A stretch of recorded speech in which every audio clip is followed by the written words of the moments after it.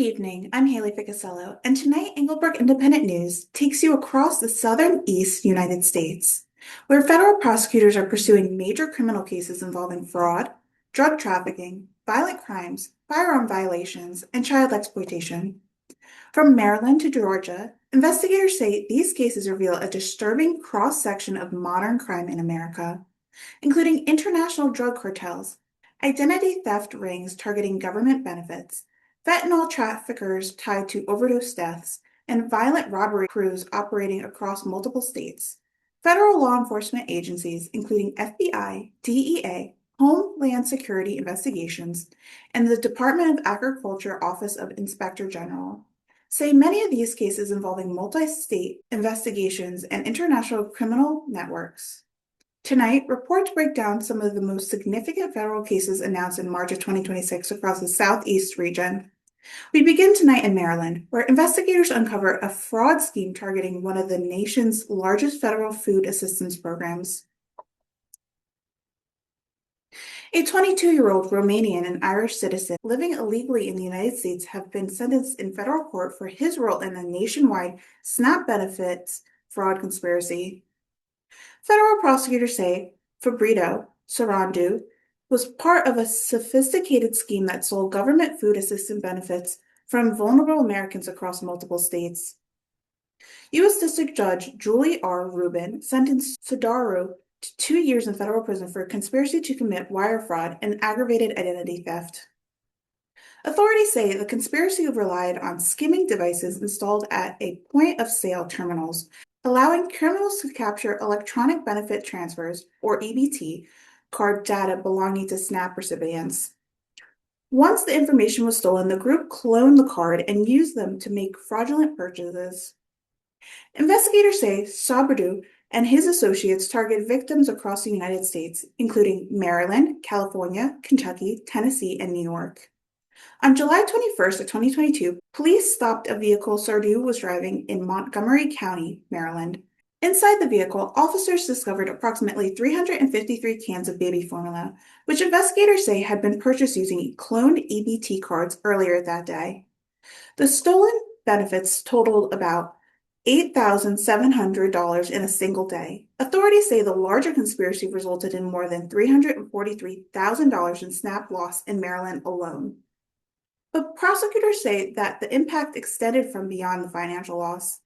At least 15 SNAP recipients temporarily lost access to food benefits, leaving some unable to buy groceries until the next month benefits cycle.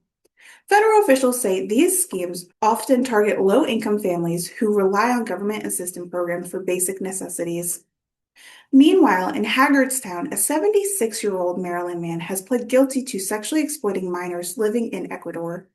Federal prosecutors say William Foster Alger used online messaging platforms and mobile phones to coerce and entice 3 minors into sexually explicit activities.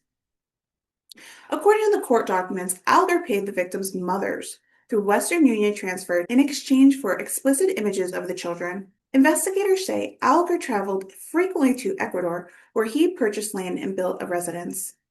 Digital evidence recovered from Alger's iCloud account included numerous images of him and the victims and their families at the property. Alger now faces a mandatory minimum sentence of 10 years in federal prison, and he could receive life imprisonment at sentencing. Next, we move to Washington, D.C., where federal prosecutors secure a major sentence in a multinational fentanyl trafficking conspiracy tied to fatal overdose. A previously deported Mexican national has been sentenced to nearly 2 decades in federal prison for his role in distributing massive quantities of fentanyl-laced counterfeit pills. Federal prosecutors say Alfredo Rodriguez Gonzalez, known as Alcran, helped supply large shipments of counterfeit oxycodone pills that contained fentanyl. U.S. District Judge Colleen Kohler Calty sentenced the 27-year-old to 235 months in prison, followed by 10 years of supervised release. Authorities say the investigation began after the overdose death of a young Washington, D.C. mother named Diamond Lynch. Law enforcement agencies later uncovered a large trafficking network spanning from California, Washington, D.C., Virginia, and Maryland. Investigators seized 450,000 fentanyl pills, 1.5 kilograms of fentanyl powder, 30 firearms. Rodriguez Gonzalez has previously been deported following a Utah conviction for methamphetamine distribution, but authorities say he re-entered the United States illegally and resumed trafficking drugs. Investigators estimate the conspiracy distribution approximately 36 kilograms of fentanyl nationwide.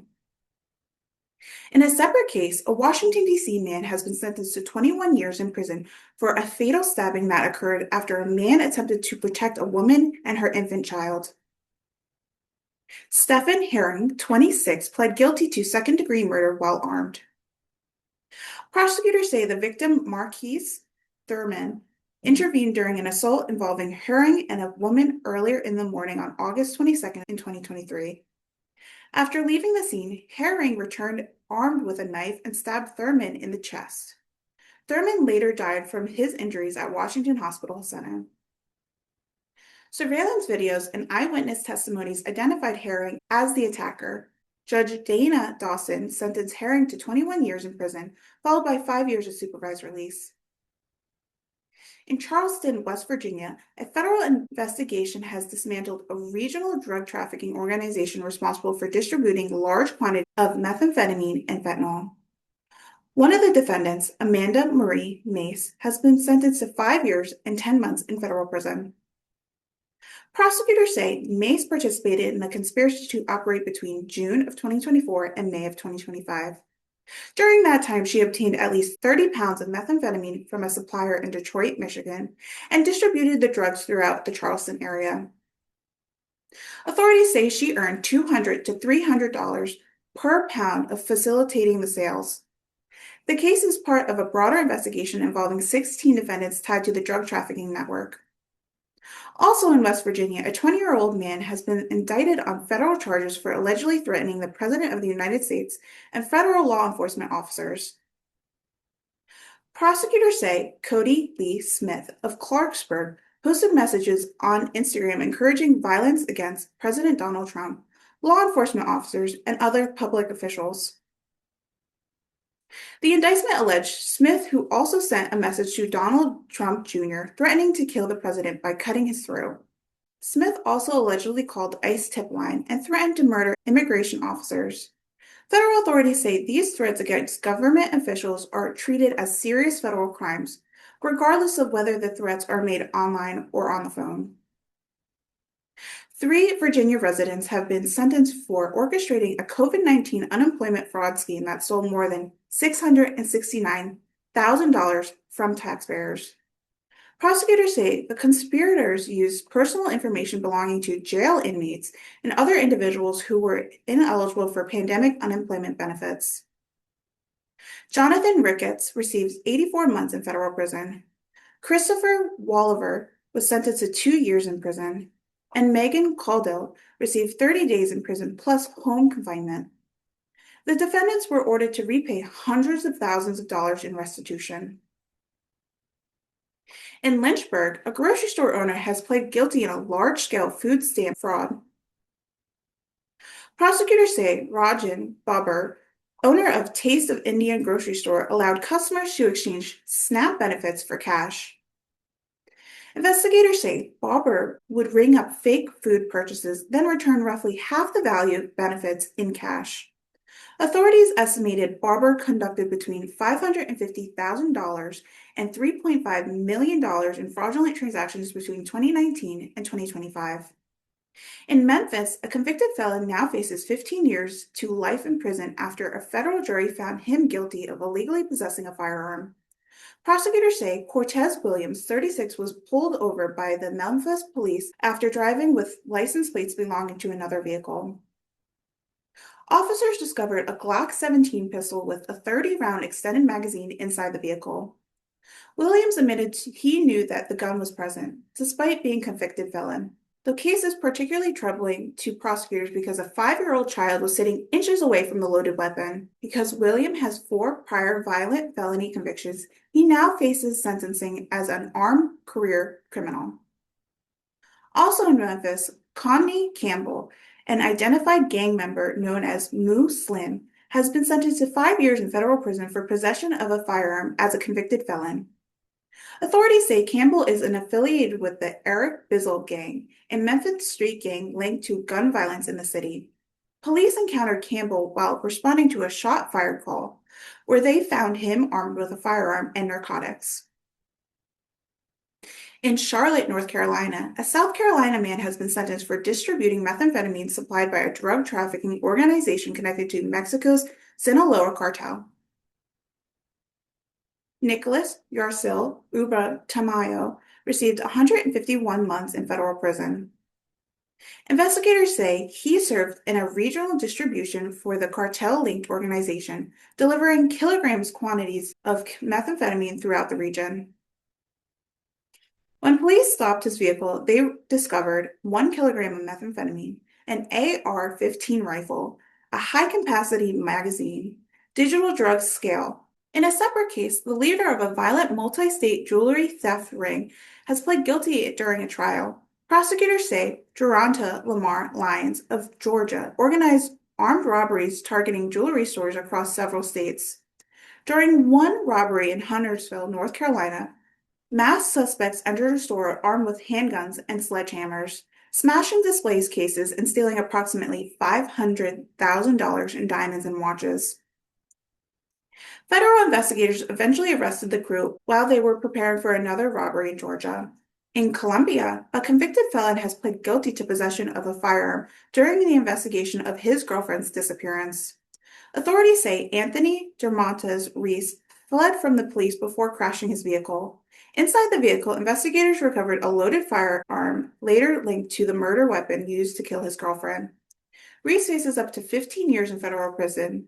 He has pled not guilty to state murder charges. In another South Carolina case, Vernon Antoine Martin has been sentenced to 20 years in federal prison for distribution of fentanyl that resulted in the death of a 20-year-old University of South Carolina student. Investigators say the victim believed she was purchasing Percocets, but the pills actually contained fentanyl. A search of Martin's home uncovered additional drugs, a firearm, and approximately $30,000 in cash. A Maryland man has been indicted in Alabama on child exploitation charges. Prosecutors say Donald Bernard Mahort Sr. is accused of coercing minors and distribution of obscene material to children between January 6th and January 12th of this year. The FBI and multiple law enforcement agencies are investigating the case. Also in Alabama, a Mexican national living in Marin County has been charged with illegally voting in the U.S. election. Authorities say Joron Ramos agents in Atlanta say that they have distributed federal agents in Atlanta say they have disrupted several major fentanyl trafficking operations. One case involving Quincy Adam Rogers, who allegedly continued trafficking drugs while already on federal pretrial release in another drug case. Investigators seized 825 grams of fentanyl and 5 grams of cocaine after a surveillance operation at an apartment complex. In another case, Kevin Martinez, age 20, faces federal charges for distribution of fentanyl allegedly linked to a La Nueva Familia Macana cartel. Agents discovered 44 pounds of fentanyl hidden inside a car battery during a raid on his apartment. Federal agents also arrested Martin Armando Gonzalez Martinez, an illegal immigrant accused of distributing kilogram quantities of purple fentanyl in Atlanta area. Authorities say he attempted to sell 4 kilograms of fentanyl during an undercover operation before he was arrested. Federal officials say these cases demonstrate the scale and complexity of criminal investigations across the Southeast, ranging from international drug cartel and violent robbery rings to fraud schemes targeting government programs. In many of these cases, prosecutors emphasize the critical role of multi-agency cooperation involving federal, state, and local law enforcement. Authorities say these partnerships remain essential to disrupt organized crime networks and prosecute offenders operating across multi-state and international borders. We will continue following these cases as they move through the federal court system. For Englebrook Independent News, I'm Haley Ficasella. Good night.